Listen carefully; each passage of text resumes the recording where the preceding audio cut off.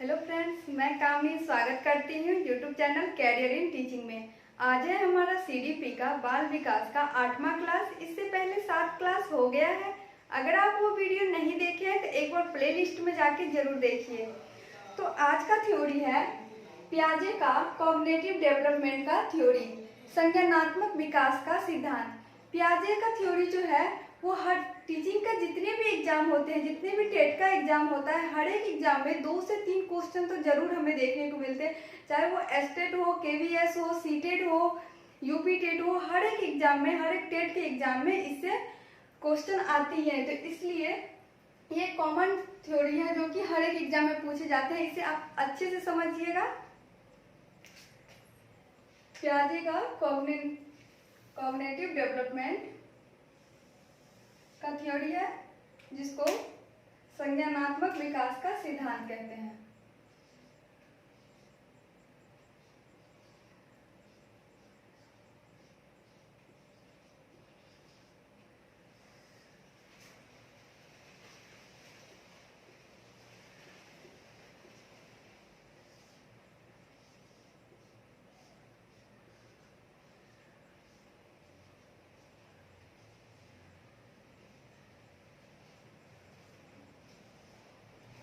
संज्ञानात्मक विकास का सिद्धांत। पियाजे का जन्म 1890 में हुआ था। यह एक स्विट्जरलैंड के मनोवैज्ञानिक है। पियाजे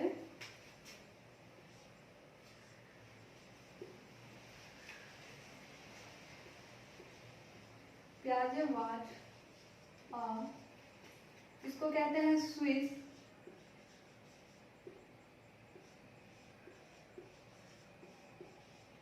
साइकोलॉजिस्ट।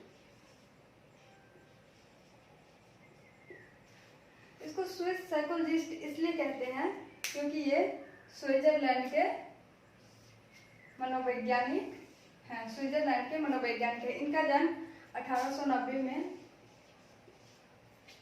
ये सब नहीं पूछे जाते हैं, फिर भी आप याद रख सकते हैं। ये कॉग्निटिव डेवलपमेंट जिसको संज्ञानात्मक विकास कहते हैं, ये कॉग्निटिव डेवलपमेंट के बारे में बात की है। संज्ञानात्मक विकास के बारे में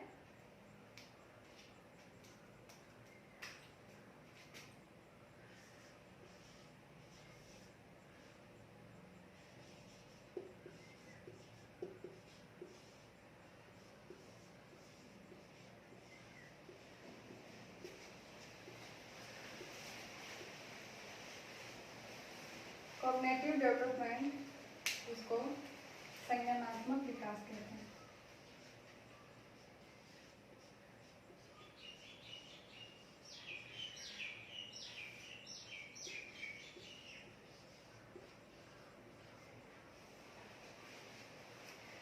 पियाजे हेरिडिटी को, आनुवंशिकता को ज्यादा महत्व दिए हैं।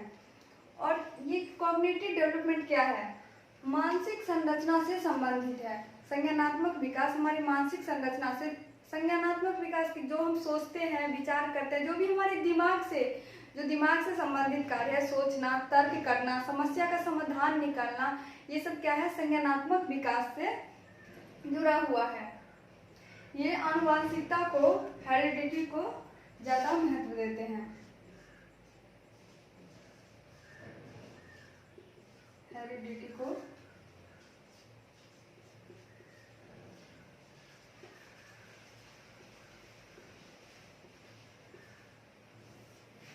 आनुवंशिकता को ज्यादा महत्व दिया है।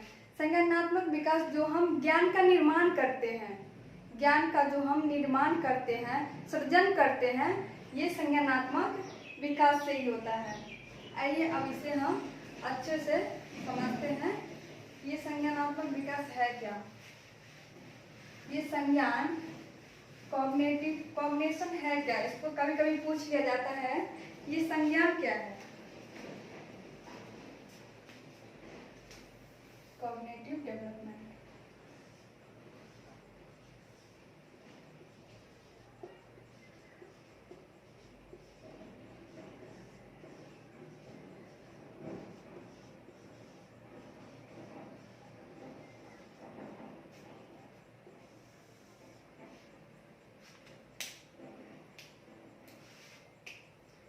कॉग्निशन भी इसको कह देते हैं, संज्ञान। ये संज्ञान क्या है? तो जितना भी हमारे दिमाग से जुड़ा हुआ होता है, हम थिंकिंग करते हैं,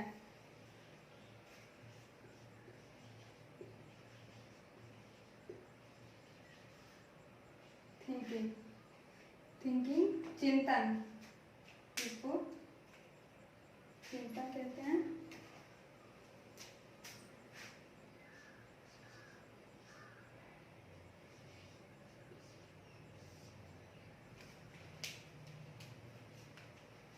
रीजनिंग, जो हम तर्क करते हैं,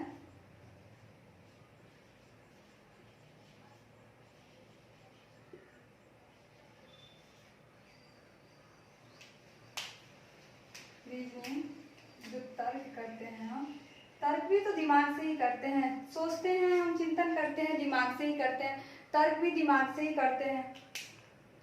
उसके बाद लैंग्वेज, जो हमारी भाषा है,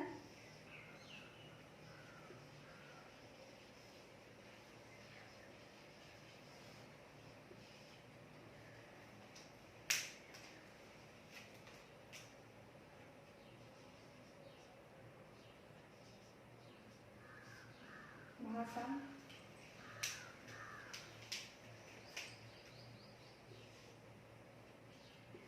थिंकिंग, रीजनिंग, लैंग्वेज, समस्या का समाधान, किसी भी प्रॉब्लम को जो हम सॉल्व करते हैं, तो ये भी हमारे संज्ञान से ही जुड़ा हुआ है, क्योंकि हम अपने दिमाग से ही सोच के, माइंड से ही सोच के। चौथा,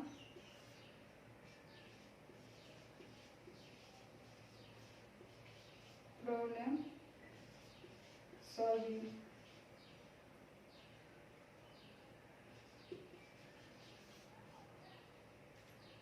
इसको कहते हैं समस्या समाधान, समस्या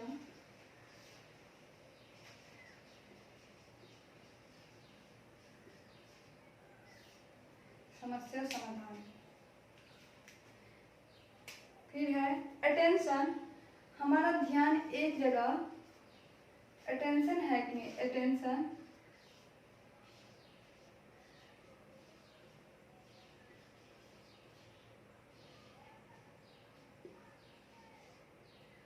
अटेंशन, जिसको अवधान कहते हैं,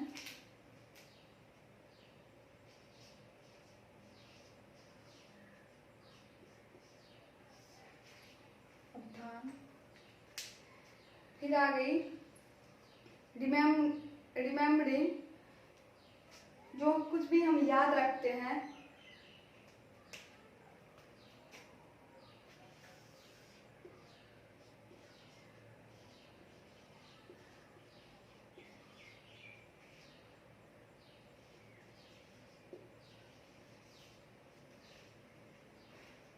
परसेप्शन,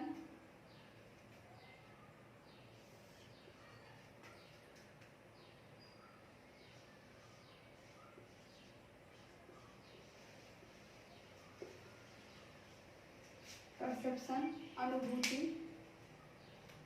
मेमोरी,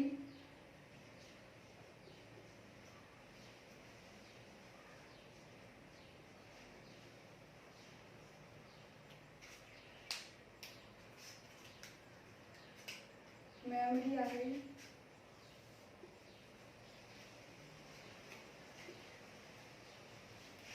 ये सारे क्या है, हमारे दिमाग से जुड़ा हुआ है, हमारे संज्ञान से। हम तर्क करते हैं, हम चिंतन करते हैं, थिंकिंग करते हैं, रीजनिंग तर्क करते हैं, भाषा का जो हम कभी सोचते हैं, भाषा डेवलप होता है, ये सब हमारे दिमाग से जुड़ा हुआ है।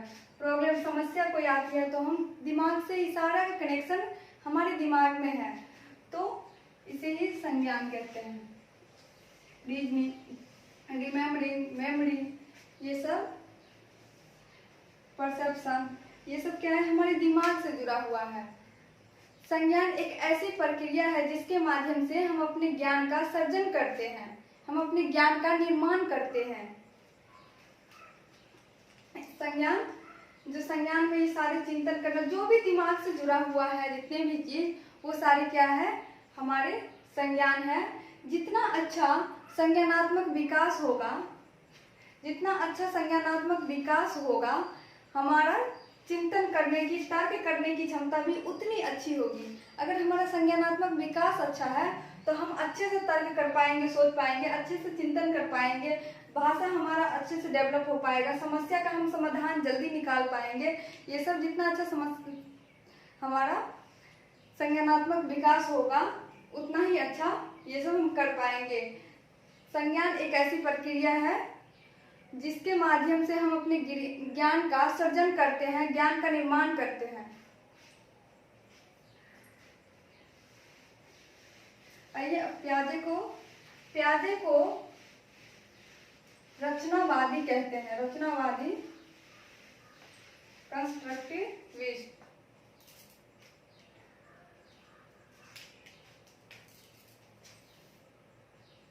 प्याजे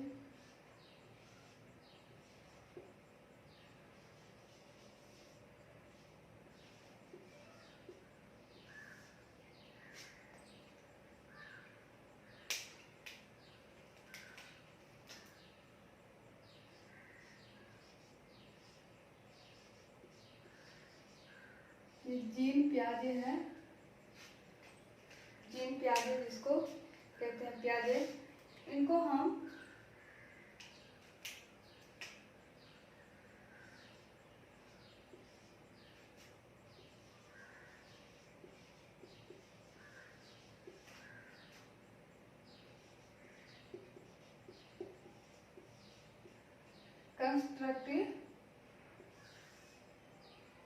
कंस्ट्रक्टिविस्ट रचनावादी कहते हैं।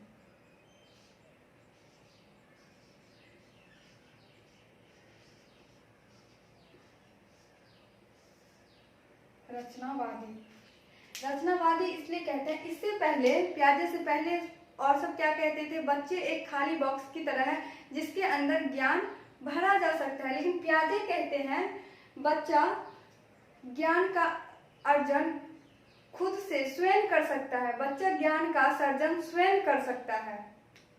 बच्चा एक लिटिल साइंटिस्ट है। प्याजे कहते हैं बच्चा एक लिटिल साइंटिस्ट है, नन्हे वैज्ञानिक है। प्याजे कहते हैं बच्चा, अगर ये बच्चा है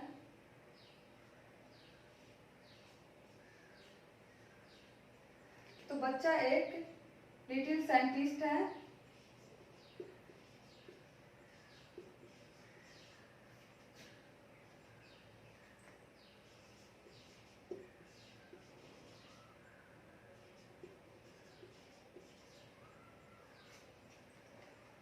नन्हे वैज्ञानिक है।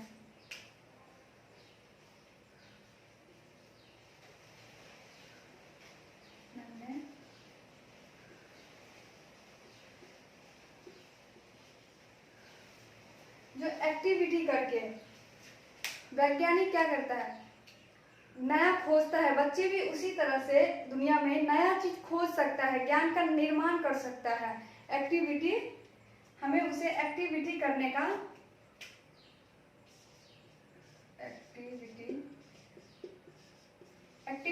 का मौका देना चाहिए। ऐसा कौन कहते हैं, प्याजे कहते हैं। एक्टिविटी करके, एक्सपेरिमेंट करके, ये सब करके ज्ञान का निर्माण करते हैं। Children are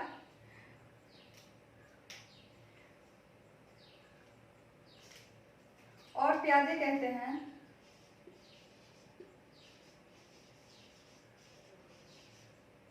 children are active builder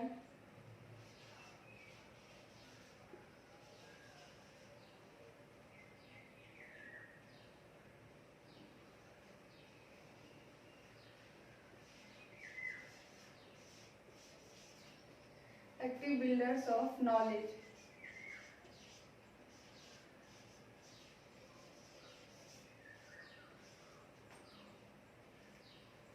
बच्चे ज्ञान का सक्रिय निर्माता है, बच्चे ज्ञान का सक्रिय निर्माता है।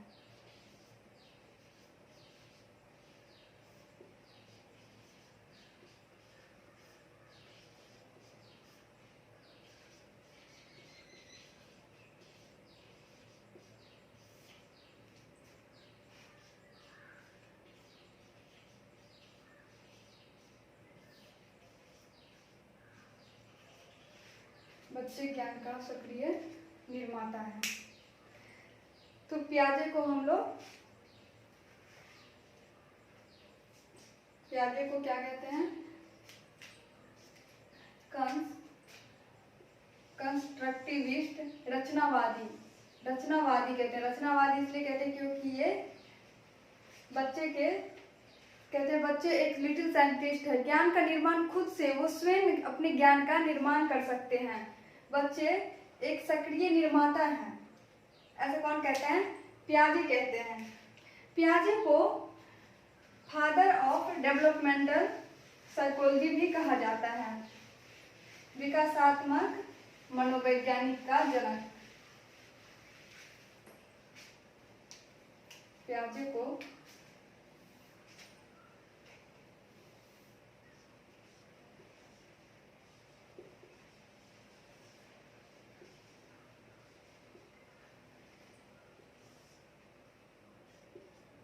डेवलपमेंटल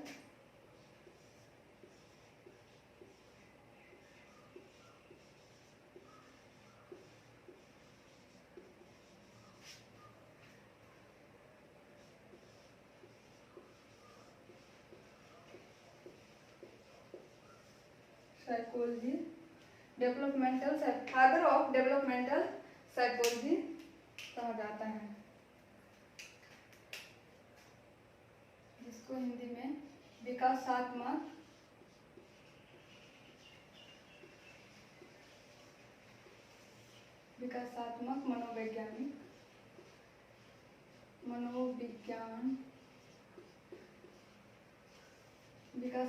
मनोविज्ञान का जनक। विकासात्मक मनोविज्ञान का जनक कहते हैं, फादर ऑफ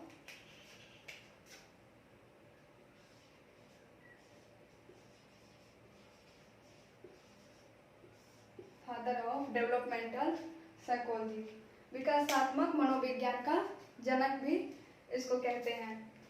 और एक होता है चाइल्ड डेवलपमेंट, बाल विकास, जो स्टडी करेगा कॉन्सेप्शन पीरियड, गर्भाधान जो होते, गर्भ से किशोरावस्था तक कौन स्टडी करेगा? चाइल्ड डेवलपमेंट, बाल विकास। और डेवलपमेंटल साइकोलॉजी जो है वो स्टडीज करेंगे, कहाँ तक स्टडी करेगा? गर्भाधान से, कॉन्सेप्शन पीरियड से ओल्ड ईयर, बुढ़ापे तक, प्रौढ़ावस्था तक।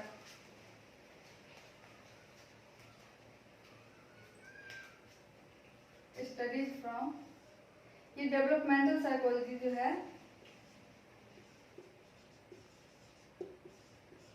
स्टडीज फ्रॉम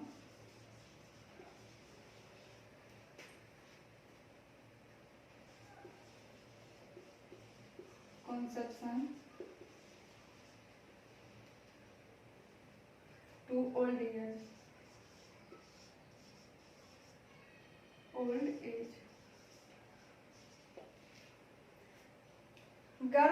गर्भाधान से प्रौढ़ावस्था तक इसको समझते हैं। तो ये चाइल्ड डेवलपमेंट, पियाजे को फादर ऑफ डेवलपमेंटल साइकोलॉजी, विकासात्मक मनोविज्ञान का जनक कहते हैं। ये आप समझ गए। अब दोनों में अंतर समझते हैं, चाइल्ड डेवलपमेंट और चाइल्ड डेवलपमेंट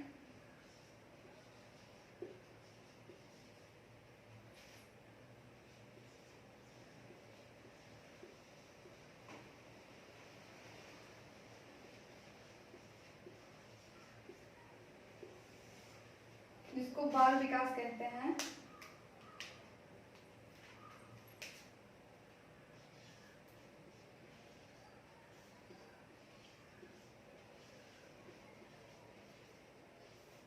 बाल विकास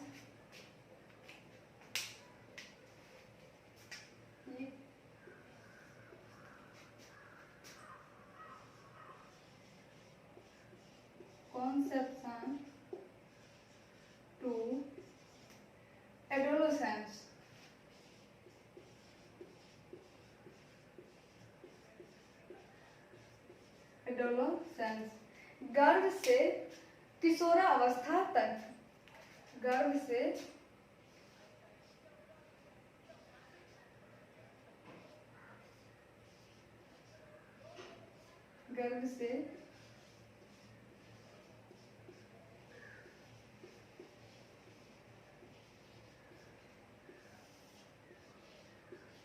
किशोरावस्था तक स्टडी करेगा, पढ़ाई कहाँ तक, गर्भ से किशोरावस्था तक।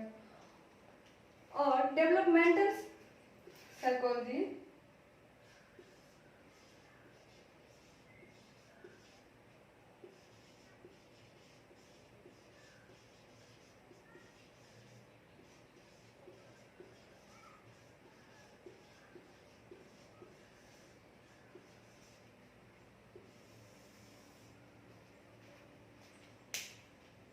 जिसको विकासात्मक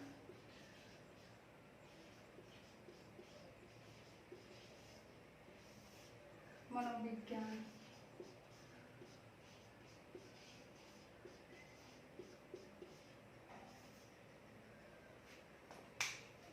ये कॉन्सेप्शन टू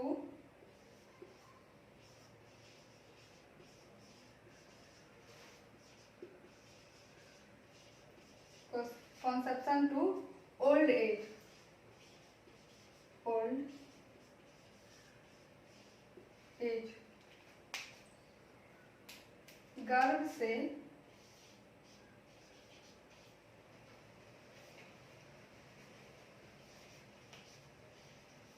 गर्भ से प्रौढ़ावस्था,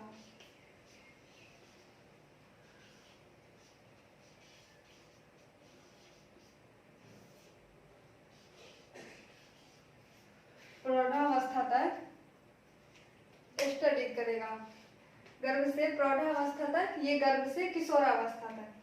कभी कभी पूछ लिए जाते हैं, दोनों में यही अंतर है।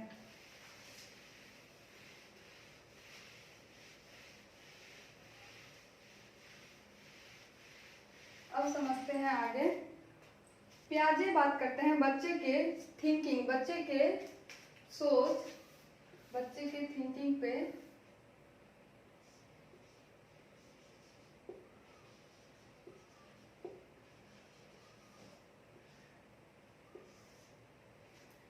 अगर एक छोटा बच्चा है,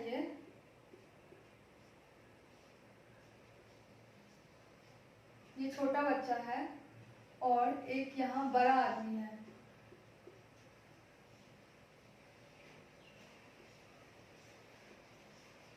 ये बड़ा आदमी है। अगर छोटे बच्चे को 50 थॉट आते हैं, 50 विचार आएंगे,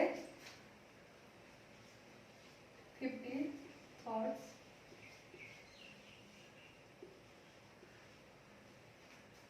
तो ये बड़े आदमी जो है, बड़े आदमी के पास भी 50 विचार ही आएंगे, बराबर होते हैं।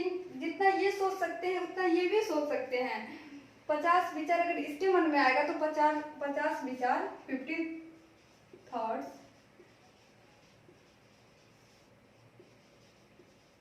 इनके मन में भी आएगा, दोनों के। तो पियाजे कहते हैं ये क्या 50 मात्रा सेम है। अगर जितना ये छोटा बच्चा सोच सकता है उतना ही वो भी सोचता है, बड़े भी उतना ही, बस सोचने के प्रकार अलग है, काइंड्स अलग है। क्वांटिटी सेम है, क्वालिटी अलग है। क्वांटिटी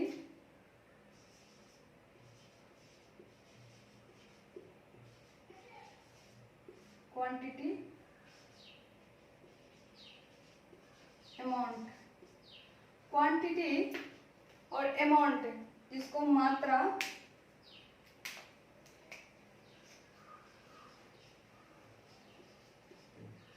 मात्रा सेम है।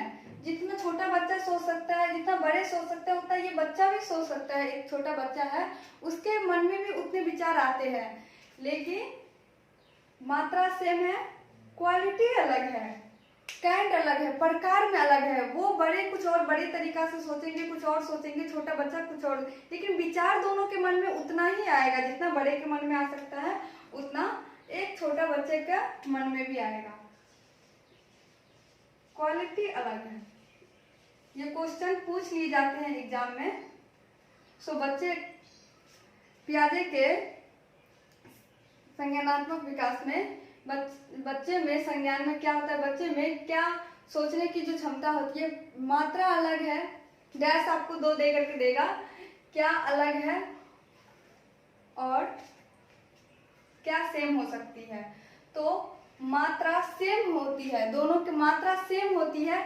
डिफरेंस क्या होता है, डिफरेंट होता है प्रकार, काइंड।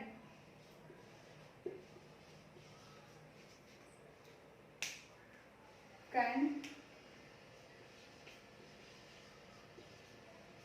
प्रकार, डिफरेंस, काइंड डिफरेंस होते हैं और अमाउंट मात्रा सेम होती है। जितना एक छोटे बच्चे के थॉट्स आएंगे उतना ही एक बड़े के मन में भी थॉट्स आएगा। तो क्वांटिटी, अमाउंट, ये मात्रा सेम है, बस अलग है क्वालिटी, काइंड, प्रकार, सोचने की तरीका अलग है। सोच उसके मन में उतना विचार आएगा, उसके मन में भी उतना विचार आएगा। तो हमेशा आप याद रखिएगा, मात्रा सेम होता है, प्रकार अलग होता है। ये क्वेश्चन पूछ लिए जाते हैं।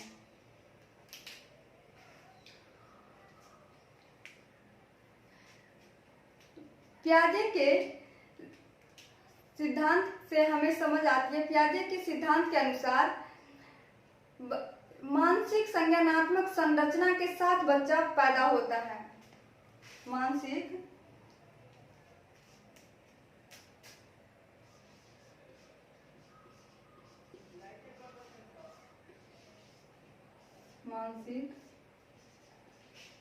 संज्ञानात्मक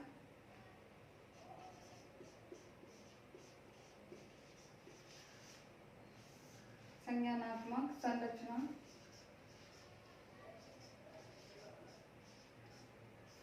मानसिक संज्ञानात्मक संरचना के साथ बच्चा पैदा होता है, जो 14 से 15 साल में, 14 से 15 साल की उम्र में उसका विकास अधिकतम होता है। 14 से 15 साल की उम्र में उसका विकास अधिकतम होता है। और इसी संज्ञान को, इसी को स्कीमा कहते हैं, जिसका नाम आप सुने होंगे। तो स्कीमा क्या है, इसको आगे डिस्कस करते हैं। पियाजे के सिद्धांत के अनुसार एक बच्चा मानसिक संज्ञानात्मक संरचना के साथ पैदा होता है, जो 14 से 15 साल के उम्र में अधिकतम विकास होता है, अधिकतम विकास प्राप्त करता है। ये आप समझ गए हैं। अब ये स्कीमा क्या है, इसको जानते हैं।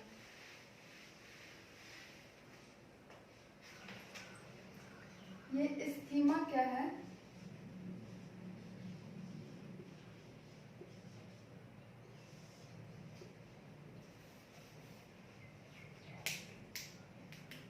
इसको हिंदी में स्कीमा ही कहते हैं।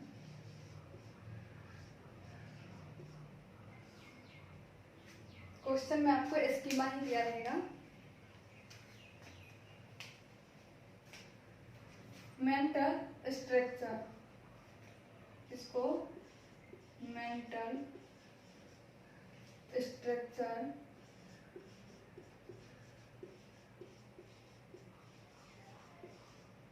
जिसको मानसिक संरचना, जो मानसिक संरचना होती है हमारे दिमाग में, एक स्कीमा बनी होती है, मानसिक संरचना।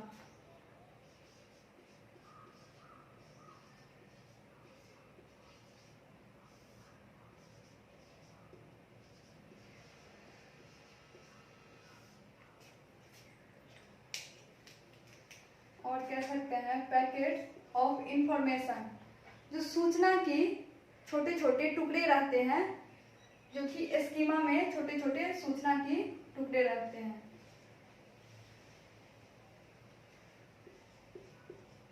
Packets of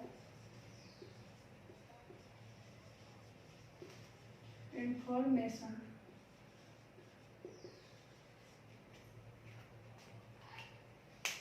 organised structure of knowledge.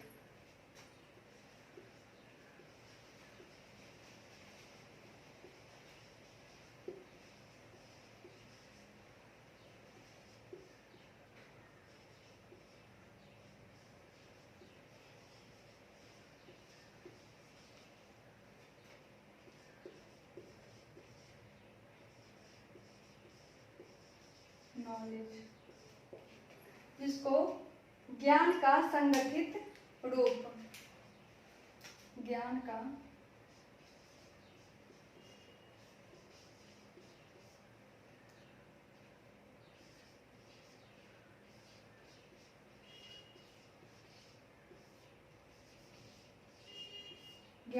संगठित रूप। ये एक हमारा ये दिमाग है, तो इसके अंदर कुछ पैकेट्स बनी होती है जिसमें इंफॉर्मेशन, अलग अलग इंफॉर्मेशन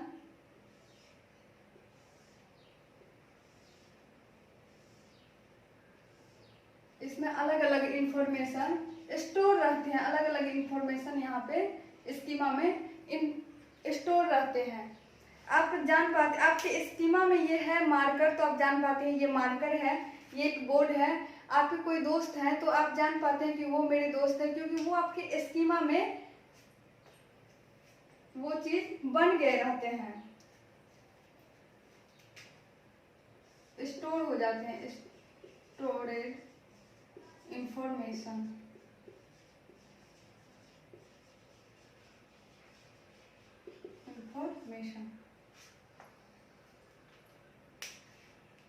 अब आते हैं, पियाजे ने 4 एलिमेंट्स की बात की है। ये 4 स्टेज नहीं है, 4 स्टेज अलग होती है, जिसको आगे समझेंगे। पियाजे 4 स्टेज जो दिए हैं डेवलपमेंट के, उसको आगे समझेंगे। ये 4 एलिमेंट्स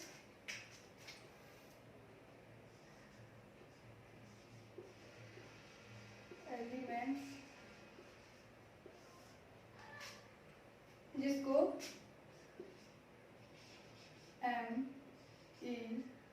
MESE से याद रख लीजिए। इसका शॉर्ट फॉर्म है M से मैच्योरिटी, मैच्योरेशन।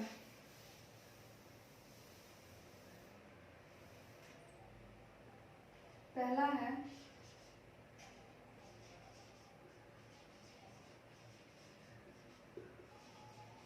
मैच्योरेशन, जिसको परिपक्वता कहते हैं हिंदी में, परिपक्वता।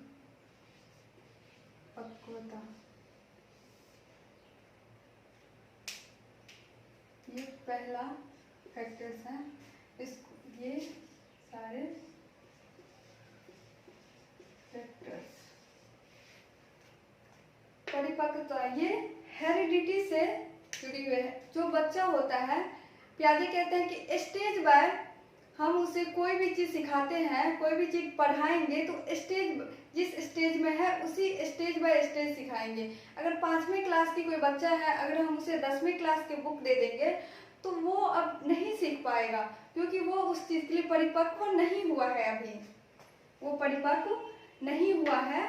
तो हर स्टेज के हिसाब से सिलेबस तैयार किए जाते हैं। जिस स्टेज में बच्चा होता है 5वीं क्लास में, तो उसी के लेवल का तैयार किया जाता है। 6ठी क्लास में है तो उसी के लेवल का तैयार किए जाते हैं। तो परिपक्व मैच्योरिटी जब तक नहीं आएगी वो नहीं सीख पाएंगे। दूसरा, तो इसीलिए पियाजे कहते हैं जिस स्टेज में बच्चा है उसी स्टेज का उसे सिखाने के लिए। इसे एक्सपीरियंस,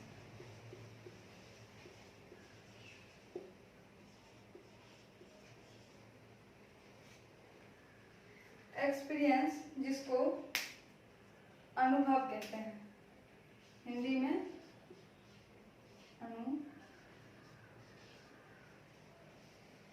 अनुभव।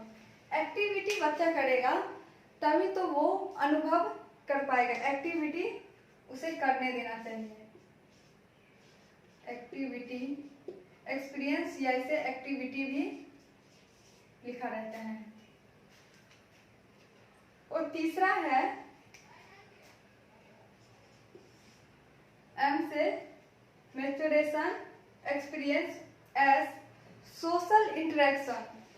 सोशल, इंग्लिश में नाम याद करना आसान होता है और हिंदी के कभी कभी एग्जाम में क्या होते हैं, एक ही मीनिंग के बहुत सारे मीनिंग होते हैं जो कि हमें समझ में नहीं आती रहती है। तो आप इंग्लिश, अगर आप इंग्लिश में इसे याद रखते हैं तब इंग्लिश की तरफ जब भी एग्जाम में क्वेश्चन, ऑब्जेक्टिव क्वेश्चन जो आते हैं तो पेपर में हिंदी और इंग्लिश दोनों दिए जाते हैं, तो आप इंग्लिश की तरफ देख के भी सही कर सकते हैं।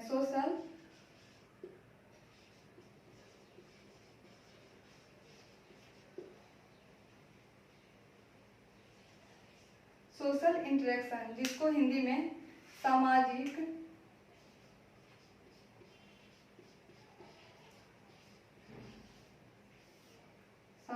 अंतःक्रिया,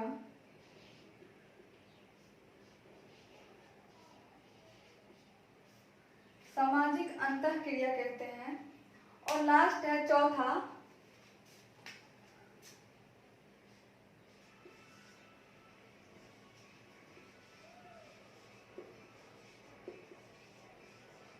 इक्विलिब्रेशन, जो कि बहुत इम्पोर्टेंट है।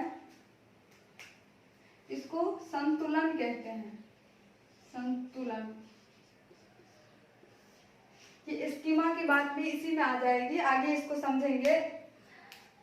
सामाजिक अंतःक्रिया, बच्चा जब इसको वाइगोत्स्की ज्यादा महत्व देते हैं और बहुत लोग मानते हैं पियाजे नहीं ज्यादा महत्व नहीं देते हैं, लेकिन महत्व देते हैं। सोशल इंटरेक्शन, बच्चा सोशल इंटरेक्शन कब करता है, कोई चीज उसे नहीं समझ में आ रही है, वो दोस्त से पूछता है, तो सोशल इंटरेक्शन हुआ। तो सामाजिक अंतःक्रिया, ये 4 स्टेज नहीं है, ये 4 एलिमेंट्स हैं जिसको आप समझ गए। स्टेज की बात आगे करेंगे, जो पियाजे के 4 स्टेज हैं। अभी पहले समझते हैं इक्विलिब्रेशन है क्या। इक्विलिब्रेशन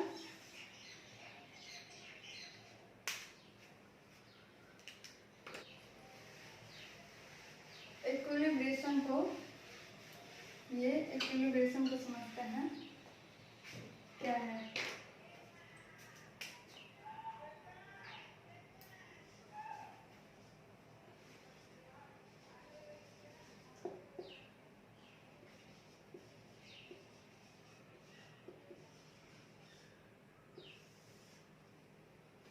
जिसको हिंदी में संतुलन कहते हैं।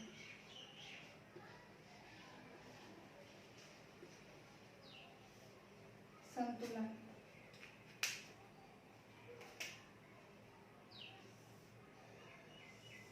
ये 2 तरह के होते हैं। एक होता है एडेप्टेशन, जिसको अनुकूलन कहते हैं।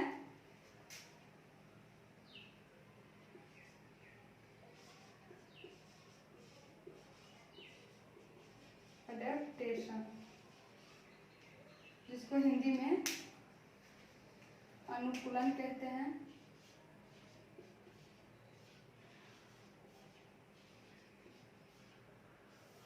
अनुकूलन कहते हैं। एक होता है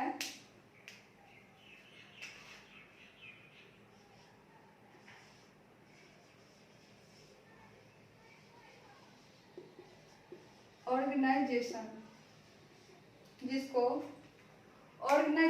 जिसको हिंदी में संगठित कहते हैं।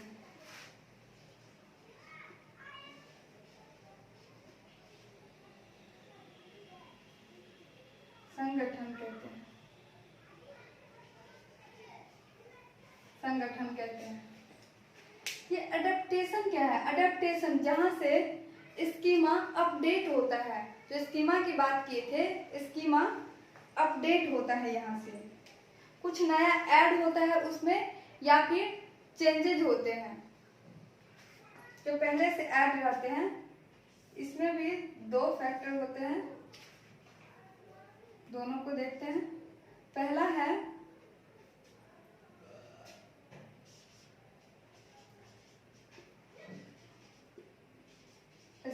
एकोमोडेशन, जिसको हिंदी में कहते हैं आत्मसात, आत्मसातीकरण या आत्मसात,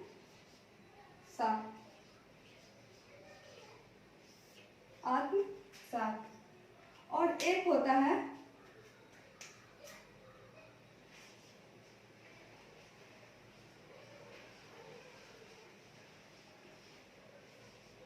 एकोमोडेशन, जिसको कहते हैं हिंदी में समायोजन।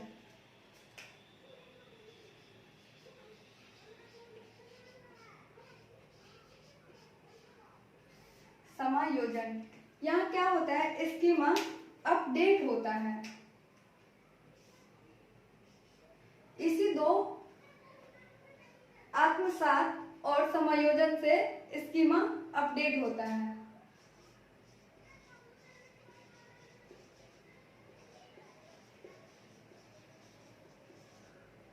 स्कीमा अपडेट होता है। तो आत्मसात ये असिमुलेशन क्या है और एकोमोडेशन समायोजन क्या है, कैसे आत्मसात होता है। आत्मसात क्या है, जिसमें हम ऐड करते हैं कुछ नया इंफॉर्मेशन को, जो हमारे स्कीमा में है उसमें कुछ नया ऐड करते हैं अगर, तो वो हो गया आत्मसात करना, एसिमुलेशन करना। अगर हम उसमें चेंजिंग लाते हैं या उसे बदलते हैं तो वो हो गया समायोजन। तो इसे समझेंगे।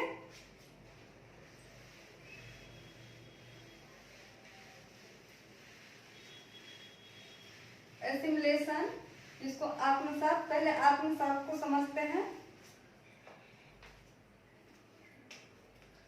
एसिमुलेशन,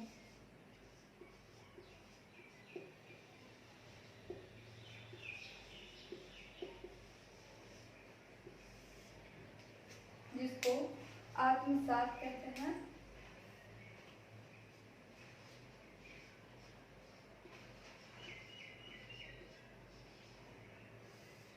आत्मसात या आत्मसातीकरण।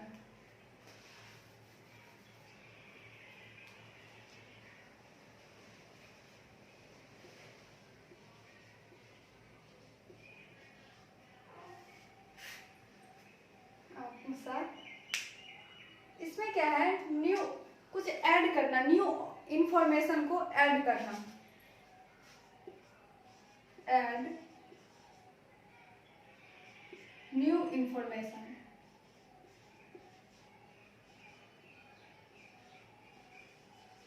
न्यू इंफॉर्मेशन को ऐड करना, जोड़ना। अगर हम ये हमारे स्कीमा है उसमें अगर हम कुछ ऐड कर देते हैं तो वो आत्मसात हो गया। जैसे आपको कोई लिखना सिखा दिया और आप अपने स्कीमा में ऐड कर लिए, ऐसे लिखा जाता है, तो ये हो गया आत्मसात करना।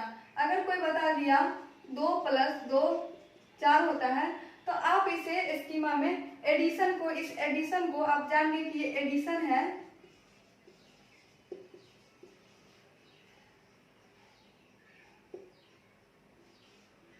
ये एडिशन है। तो आप समझ गए 2 और 2 4 होता है, तो आप इसे अपने स्कीमा में ऐड कर लिए। आपको कोई बता दिया ये बिल्ली जा रही है, ये कैट है, तो आप इसे अपने पुराने स्कीमा में इसको ऐड कर लिए। तो ये हो गया आत्मसात करना प्रीवियस नॉलेज में। प्रीवियस नॉलेज में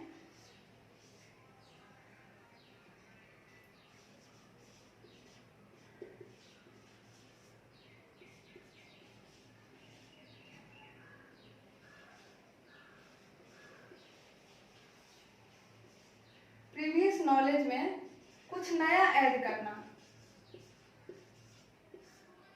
कुछ न्यू ऐड करना। ऐड करना क्या कहलाता है, एसिमुलेशन कहलाता है, एसिमुलेशन।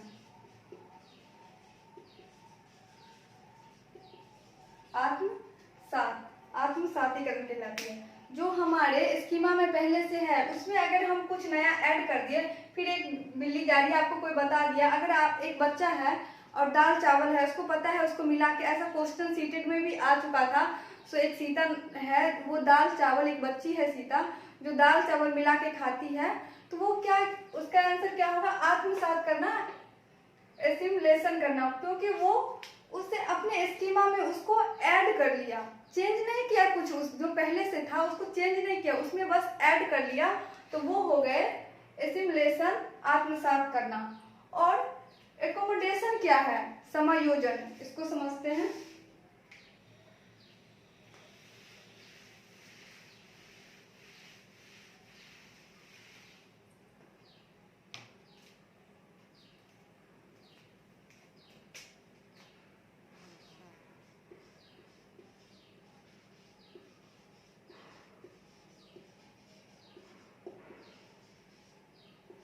एकोमोडेशन, जिसको समायोजन कहते हैं।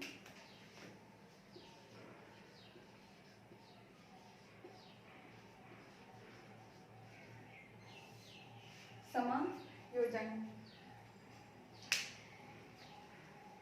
ये एकोमोडेशन जो है, समायोजन, इसमें क्या होता है, पिछले में क्या था, आत्मसात, एसिमुलेशन में हम अपने स्कीमा में, पुराने स्कीमा में नया कुछ ऐड करते थे, तो वो आत्मसात कहलाता था। और यहाँ पे क्या है, उसको चेंज करना, अगर हम पहले जो ऐड है उसे अगर चेंज कर रहे हैं, जो इनबैलेंस हो जाता है कुछ नया देख करके, जैसे एग्जाम्पल देके समझते हैं, आप इसे इंग्लिश में याद रख सकते हैं, चेंज, चेंज,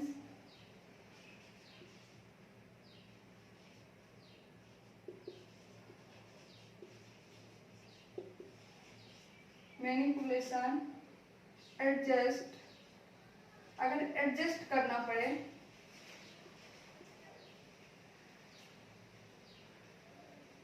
मॉडिफाई,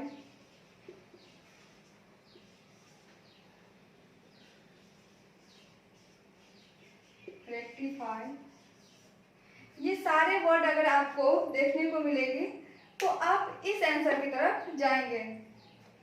पहले वाले में था, आप एक कैट देखे तो आप उसे स्कीमा में ऐड कर लिए हैं, ऐड कर लिए, एक कैट को ऐड कर लिए हैं, एसिमुलेट कर लिए हैं, आत्मसात कर लिए हैं। फिर आप एक डॉग देखे, एक डॉग को देखे तो ये भी आपको कैट की तरह ही दिखता है, लेकिन ये बड़ा दिखता है, तो आप भी इसे बड़ा कैट समझ लिए, लेकिन आप बच्चे को कोई बताएगा सो नहीं ये कैट नहीं है, ये डॉग है, तो उसके स्कीमा में जो कैट ऐड था तो वह इनबैलेंस हो जाएगा।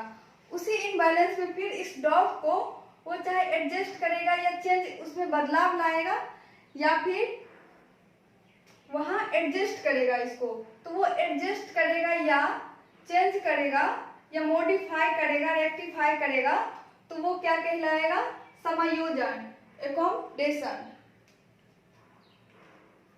जैसे कोई बच्चा है और वो कोई चीज ऐड कर ली है अपने दिमाग में, और अचानक से फिर उसके सामने कुछ नया आता है जिसको वो देखा नहीं है और नया आता है, तो फिर वो उसके दिमाग में, जो उसके स्कीमा में जो ऐड है पहले से, आत्मसात कर चुका है पहले से, फिर उसमें क्या होगा, इनबैलेंस हो जाएगा।